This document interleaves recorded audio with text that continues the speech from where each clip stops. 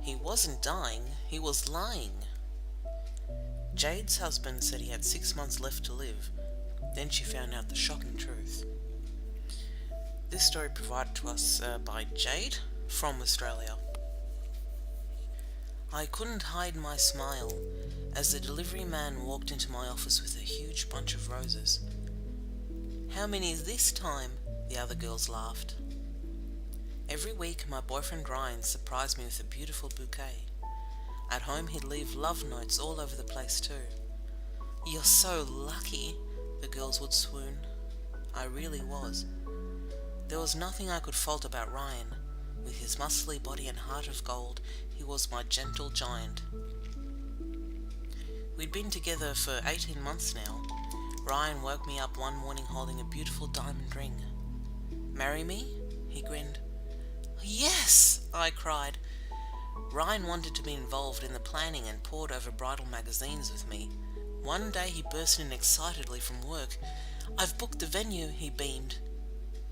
We married in the grounds of a pretty hotel, surrounded by 120 guests. Afterwards we settled into married life and talked about starting a family. But 6 months on, I noticed something strange. Ryan took his phone with him whenever he went to the toilet or had a shower. "Are you hiding something from me?" I asked.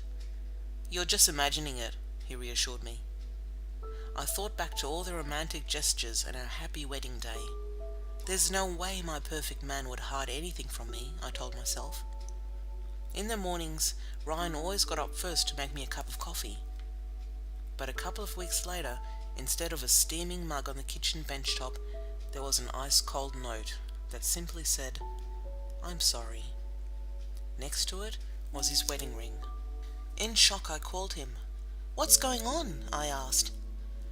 "I don't want to talk about it," he said, and simply hung up. I tried calling his work phone, but his boss answered. "Is Ryan there?" I asked. "It's his wife." "Oh, he doesn't work here anymore," she told me. "What do you mean?" I stammered.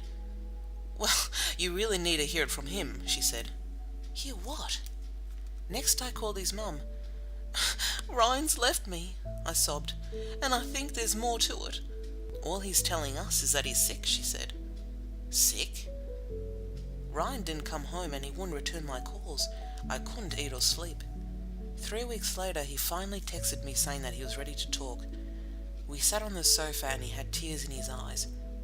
"Jade, I've got cancer," he began. "Cancer?" I gasped.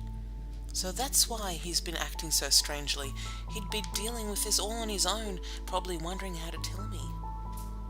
We'll get through this together," I said, reaching for his hand. But he moved away. "It's terminal," he said, the tears spilling onto his cheeks. "I've got 6 months to live." Everything seemed to go into slow motion. All the tests and hospital appointments he must have done. I was his wife. I should have been there with him. It was obviously why he had been so secretive with his phone. "I can't put you through it," he said. "That's why I'm leaving, so you can move on." "But you're my husband," I sobbed. "In my vows I promised to love you in sickness and in health." But nothing I said would change his mind. Maybe he just needs some more time, I thought. So I moved in with my mum and let Ryan stay in the house where he'd be the most comfortable. I sent messages begging him to let me take care of him. I'd rather have 6 months with him than no time at all, I thought. He ignored them all. One day I went back to the house to collect some clothes. Ryan wasn't there, so I went up to the bedroom. Opening the door, my hand shot to my mouth. There was women's underwear on the floor and skirts drying on the clothes horse. It was as if he'd moved another woman into our house. Devastated, I waited until he got home. "How could you?" I said. He admitted it straight away. "She doesn't care about me like you do," he said. "It won't be as hard on her when I'm gone." He said they'd only just met, but later I looked at his phone bill. There were around 50 calls and text messages to the same number dating back to 3 months. Sometimes there were even 2 text messages a minute. And all while we'd been married. The cancers turned my man into a love rat, I thought. This isn't him. After that, every time the phone rang, my heart stopped. "It'll be the hospital telling me he's dead," I panicked. At times I was so angry at him that I wanted to burn my wedding dress. Then I'd remind myself that soon he'd be gone, and it'd be all that I have left of him. 6 months passed and I would constantly check his Facebook page. It could be any day now, I'd think. Instead of being admitted to hospital though, I saw that he had moved into a new place with another woman. His best friend would call to see how I was. "Ryan seems to be doing well," he'd say. A year passed and Ryan lived on.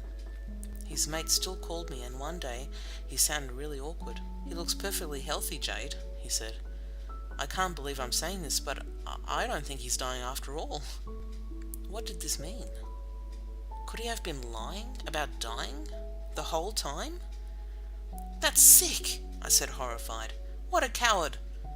I tried ringing the local hospital to confirm if he'd been a patient, but they said that they couldn't breach confidentiality. But I didn't need it confirmed.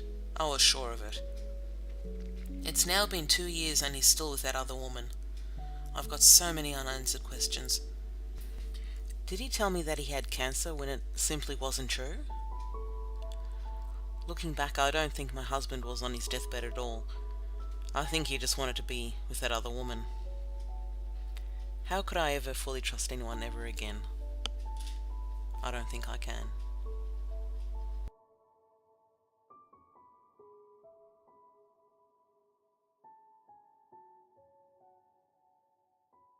Like the 5-minute story you just listened to? Check out our channel for more 5-minute movies and click the subscribe button below to be notified once we publish another story. If you'd like to submit a 5-minute story to us, please send us a message through YouTube. If you'd like to stay anonymous, we can change your name for the story, but remember, your story does have to be true. Take care and keep listening.